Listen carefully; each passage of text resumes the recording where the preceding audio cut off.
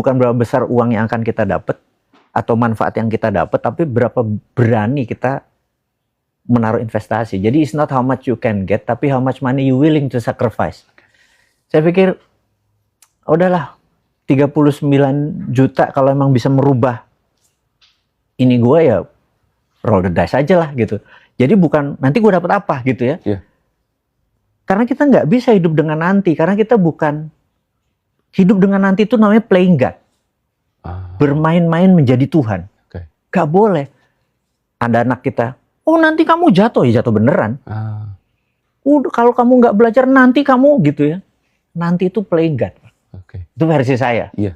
Jadi saya nggak pernah bilang nanti gue bakal jadi kaya nggak. Kalau jadi nggak, buat apa mempertanyakan? Yeah. Karena kalau kita orang versi kita ada yang seeing is believing. Betul. Oh dia kaya nih 1 miliar, gue ikut deh millionaire mindset misalnya gitu. Karena dia, tapi menurutku yang paling sukses itu yang bukan seeing is believing, tapi believe first, then you will see.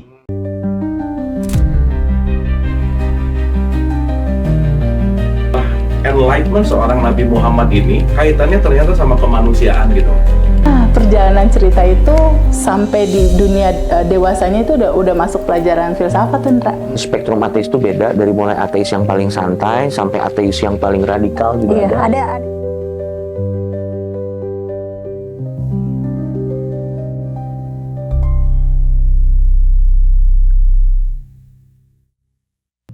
Baik teman-teman dimanapun berada, hari ini beruntung sekali, bersyukur sekali kita bisa bertatap muka lagi dengan Bapak Tigu. Matur suwun Pak ya. Sama-sama, terima kasih. Memberikan inspirasi di Ngaji Roso, dan hari ini saya tidak sendiri, saya ditemenin sahabat saya Mas Denny Darto. Ya, Apa kabar? ngobrol banyak hal, belajar bareng gitu ya untuk memperluas cakrawala berpikir kita gitu. Mas Den, kalau kita lihat Pak Mardigu tuh ya, beliau tuh present banget gitu. Jadi memang bener-bener hadir gitu ya, hadir di sini saat ini gitu. Dan itu ternyata memang nggak semuanya orang tuh ternyata bisa present, nggak sadar kalau sedang hidup gitu ya. Nah, aku pengen berangkat dari sini Pak Mardigu, memulai tentang urgensi dari present moment gitu. Apa pentingnya, manfaatnya buat apa? Monggo Pak. Terima kasih Mas Denny, Mas Hendra. Jadi kehormatan selalu saya kalau diundang Ngaji Roso tuh saya kayak balik kampung gitu. Waduh. Feel home. Karena yang lain tuh berlogika, beranalisis dengan data gitu ya. Sementara menurutku budaya Timur itu kan budaya Roso gitu. Nah, kesejatian rasa itu ya jarang. Jadi kalau kita hidup dengan kognitif, logika, analitik, itu selalu fierce keluarnya, ketakutan-ketakutan gitu. Tapi kalau dengan Roso itu present moment itu makan kacang aja kita orgasme gitu. Jadi kenikmatan tuh makan sushi itu, waduh enak banget gitu. Saat ini karena dirasakannya saat ini gitu. Ada yang menarik kalau di dunia applied psychology di mana saya cukup lama mendalaminya. 80% manusia di hari tuanya itu mengatakan, coba dulu gua nggak gitu, pasti sekarang gua nggak gini. Tuh. Bener nggak? Berarti kan itu regretful ya. Ya. Dan itu terbagi lagi apa yang dia regret atau dia sesali. Yang terbanyak itu adalah mereka menghabiskan waktu untuk mengerjakan sesuatu yang nggak mereka suka. Gitu. Ya. Itu. Terus yang berikutnya, dan ini cukup menohok ke saya juga, kurang cukup bersama orang yang kita cintai. Nah, betul. Jadi, wah terlalu sibuk nyari uang begini, terus toto sudah, ya udah 60, 70 kayak gitu kan, Ya. gitu. Terus setelah itu nomor 3-nya adalah nggak sempet nikmati dunia, indahnya dunia. The world is too beautiful gitu. Pas sadar, aduh, coba dulu kita ke ini karena bukan hal yang mahal gitu ya. Betul.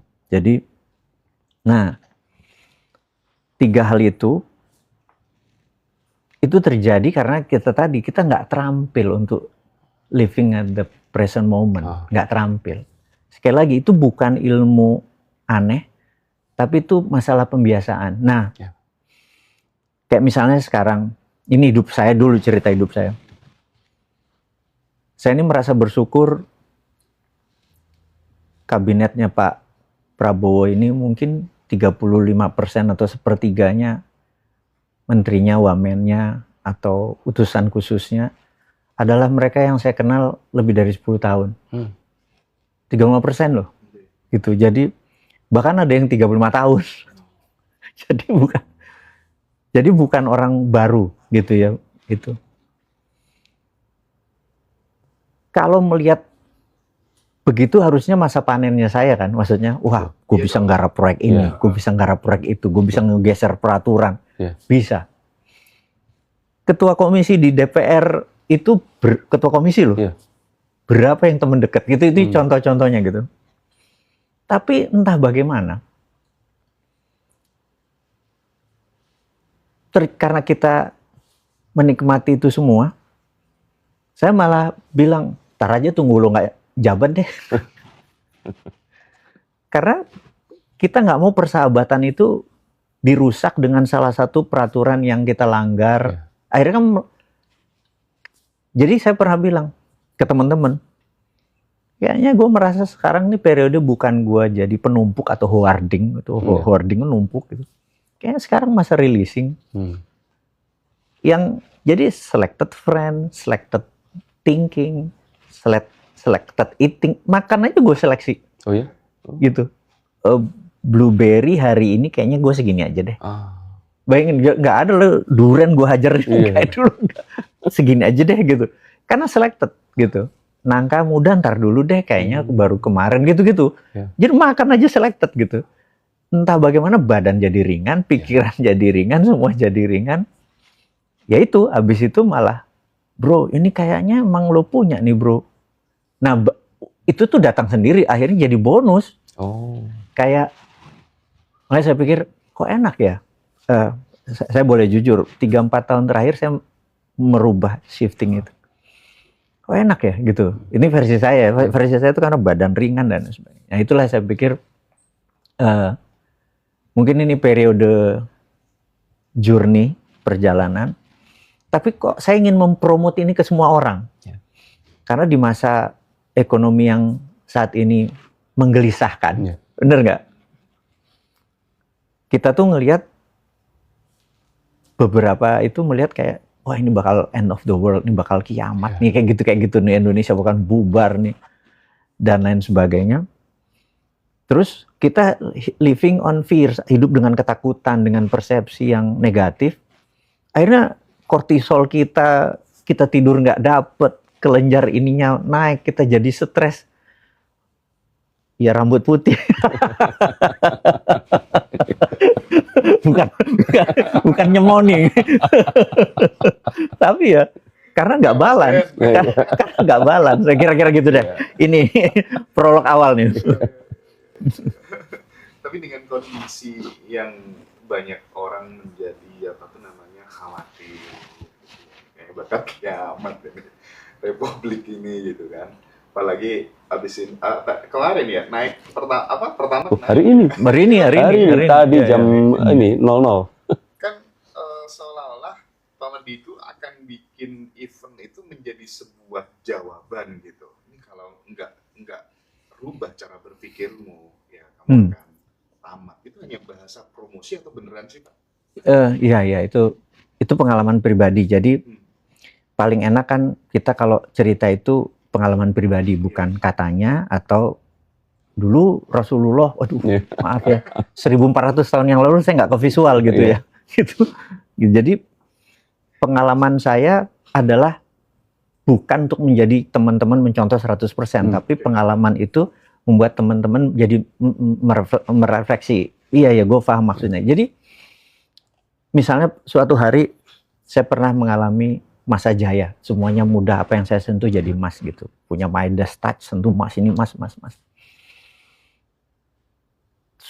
Dengan berjalannya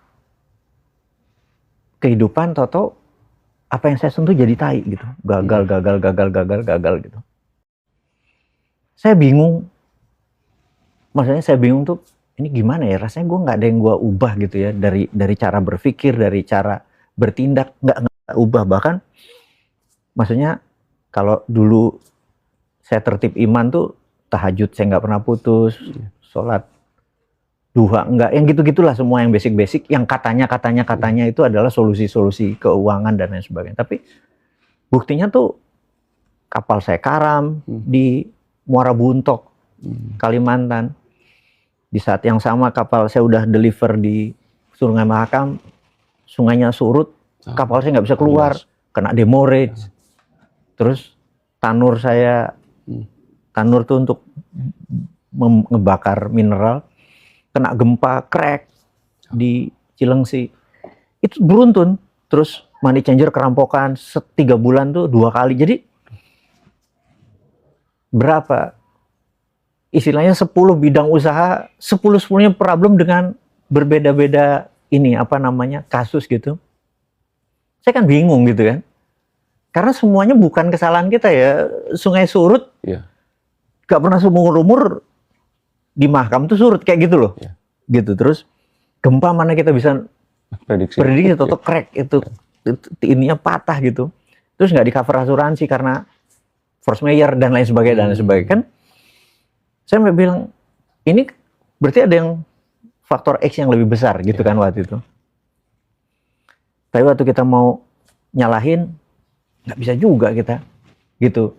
Terus akhirnya itu bapak angkat saya tuh ngomong, kalau lu nggak rubah cara lu melihat dunia, nggak lu rubah paradigma. Jadi paradigma itu misalnya gini, ini lu ngelihat nih ada bingkai, lu ngelihat dunia kayak gini gitu. Kalau lu nggak rubah tuh dibesarin, oh ternyata ada ini, oh ada ini gitu loh. Itu lu akan pasti balik seperti ini. Jadi kalau misalnya lu pendapatan lu 5 juta sebulan, dan itu udah berjalan selama 5-6 tahun, udah jadi mustika dalam diri lu, ya lu kan segitu terus. Gitu. Terus kalau lu mau jadi 50 juta, ya ubah. Gitu. Kayak nonton IMAX ya? Bener. Layarnya digedein. Bener. Jadi kelihatan, nggak kelihatan. Diubah. Nah, aku pikir, gimana ngerubahnya kan gitu kan? Ya, akhirnya ya itu saya bingung. Kemana, tapi bagi saya kehidupan itu nyentrik gitu, itu versi saya ya. Kan waktu kita meratap itu kan nggak ada suaranya kan, ya Allah begini nggak ada suaranya, tapi meratap itu wajib. Cuma jangan harap jawaban itu ada di telinga seperti gue dulu gitu. Karena cara komunikasi semesta itu punya caranya, dia malah menggunakan indirect language atau ini Mas Denny Darko paling jago tentang indirect language ini. Jadi bahasa-bahasa tidak langsung. Nah, di situ yang kita harus pakai roso. Gitu, pakai roso untuk melihat. Jadi sekali saya lagi berdiri gini sore-sore jam 6 kali maghrib, tetangga saya lewat, di samping saya ada kotak sampah. Saya nggak yakin dia lihat saya, dia buka jendela, terus dia buang kertas, nggak masuk ke samping kaki ini. Itu ya udah dia jalan, ya udah dia pasti nggak lihat saya, bukan niat melempar ke orang, terus dia jalan, dia nggak masuk gitu. Terus saya buka kertas itu, serak gitu. Saya ingat banget, itu adalah brosur dari Australia, Sydney, Australia, Millionaire Mindset Bootcamp, Ramtha School of Mind di Australia, Sydney, tanggal sekian, masih 3 bulan lagi. Itu tahun berapa? 2000. Di rupiah Indonesia waktu itu 39 juta. Tahun 2000. Dalam kondisi beliau lagi jatuh. Terus saya langsung, ini maksud lo kan gitu. Iya. Cara saya mikir, oke, ini itu loh maksudnya. Iya. Kan roso yang kita pakai, nggak kan logika nggak masuk kan? Ya, ini maksudnya. 39 nggak bercanda nih gitu kan. Iya. Jadi ya udahlah, saya pikir ya kalau itu Allah bilang kok itu kan gue pernah nggak, gue nggak mau kayak gitu tuh. Iya. Terus saya pikir ya udahlah, prinsip saya kan teman-teman mungkin udah tahu, if you never throw the dice if you never throw the dice you will never have a six. Kalau lo nggak pernah Iya. lempar dadu lo nggak mungkin dapat 6 gitu. Wah, lempar dadu aja. Lempar dadu itu paling kecil 1, paling gede 6, bener nggak? Betul. Tapi kalau kita nggak lempar 0, Iya. udah lempar aja lo paling gede. Wah, ini dapat 1, Iya, bener nggak? Betul. Gitu. Saya roll the dice Ah. gitu. Itu berangkat pertamanya karena Jual apa itu, Pak? oh macam-macam. Jadi istri saya itu dulu pengusaha baju muslim. Oke. Jadi punya mesin bordir. Tapi karena ekonomi lagi susah, biasa istri sudah ke mertua, Oh, anak oke. udah ke mertua. Itu yang Iya. saya selalu bilang bahwa jatuh cinta tuh pakai perasaan, Iya. mempertahankannya pakai income. Iya. Begitu nggak punya pendapatan, wah salah. Iya. Bener nggak? Jadi ya udah nih ada barang, saya pikir saya jual aja lah. Intinya untuk modal. Nah, karena saya pikir bukan berapa besar uang yang kita investasi, Iya. tapi berapa besar kita berani menanggung. Bukan berapa besar uang yang akan kita dapat atau manfaat yang kita dapat, tapi berapa berani kita menaruh investasi. Jadi it's not how much you can get, tapi how much money you willing to sacrifice. Saya pikir udahlah, 39 juta kalau emang bisa merubah ini gue, ya roll the dice aja lah gitu. Jadi bukan nanti gue dapat apa gitu ya. Iya. Karena kita nggak bisa hidup dengan nanti, karena kita bukan hidup dengan nanti, itu namanya playing God. Ah. Bermain-main menjadi Tuhan. Oke. Gak boleh. Ada anak kita, oh nanti kamu jatuh, ya jatuh beneran. Ah. Udah, kalau kamu nggak belajar nanti kamu gitu ya. Nanti itu playing God. Oke. Itu versi saya. Iya. Jadi saya nggak pernah bilang nanti gue bakal jadi kaya nggak. Kalau jadi nggak, buat apa mempertanyakan? Iya. Karena kalau kita orang versi kita ada yang seeing is believing. Betul.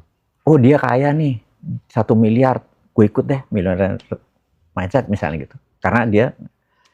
Tapi menurutku yang paling sukses itu yang bukan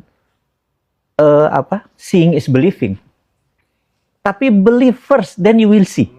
Oke. Oh. Lu percaya dulu, pasti ngelihat. Percaya utuh dulu. Oke. Ya. Percaya utuh dulu, Oke. pasti nanti jadi gitu. Nah, orang yang masih masih junior lah Iya. mau hidup harus mana buktinya gitu Betul, dulu kan betul, gitu ya. Betul. Gak bisa, Pak. Semesta, menurut versiku, Iya, semesta nggak bisa di challenge. Lu percaya sama gua nggak? Iya. Gua kan authority-nya lebih tinggi dari lu. Iya. Jadi believe first, then you will see. Jadi saya bilang, ya udahlah, gue percaya ini pasti bisa. 39 juta nggak ada apa-apanya, gitu loh. Udah, itu yang saya pikir berangkat untuk merubah mindset. Begitu 8 hari di sana, 7 hari kelasnya, pulang, biasa. Logika kita bermain. Iya. Mek ngono tok ya. Masa sih? Nah, itu wajar itu ngomong. Oke. Masa sih gitu. Iya. Bener nggak? Jadi itu kita mulai meragukan, mulai questioning. Itu penyakit semua orang. Itu manusiawi, jangan dilawan. Masa sih gitu ya? Ya udah, kita berjalan terus sampai suatu hari kita kepentok kan. Iya. Tek. Itu moment of greatness. Baru kita bilang kayaknya gue putuskan ini nih. Pasti jadi ini, gitu ya. Itu. Nah, Mas Hendra nih dengan ngaji rosonya nih sebenarnya mengingatkan budaya timur yang luhur itu tentang roso. Jadi udah nggak pakai logika. Begitu kita berhenti menggunakan logika, kita menggunakan roso atau hati gitu, itu beda loh. Jadi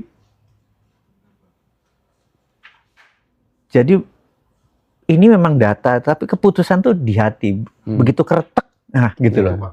Bener nggak? Itu yang terjadi dengan Filosof. Itu